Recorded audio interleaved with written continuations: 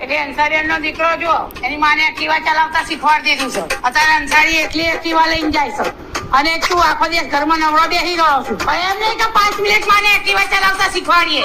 તમને ક્યાં માની રહ્યા હો છો? અલ્યા પણ મમ્મી તારે એક્ટિવા ચલાવતા શીખવું જ કેમ? તારે ક્યાંક આવું જવું હોય તો મને કે હું તાર જોડે આવીશ. એટલે આખી જિંદગી મારે તમારા બાપા પૈસા બચ કરવાના એમ? એવું નથી મમ્મી. જો મમ્મી આ એક્સિલેટર હે, આને તું આમ આપ ને એટલે ગાડી આગળ જાય. અને પાછળ જવા દેવી હોય તો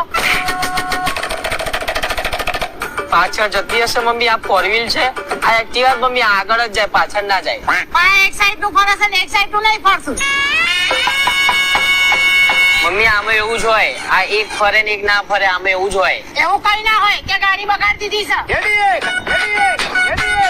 મમ્મી બધાની ગાડીમાં આવું હોય. મારી માની સોગન. એ મારા આમ ખોટા ના કહી શકે, કુંધાત ની આપે.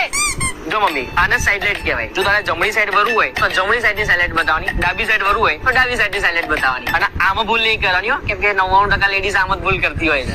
પણ એનાથી થાય શું? આનાથી ખબર પડે પાછળ વાળાને કે તારે જમણી સાઈડ જવું છે કે ડાબી સાઈડ જવું છે. પણ હું શું કહે પાછળ વાળાને ખબર પાડું કે હું ડાબી સાઈડ જઉં છું કે જમણી સાઈડ? મેં સુધી તારા બાપાને કઈ જણાવી નહીં તો એને શું કરે જણાવું?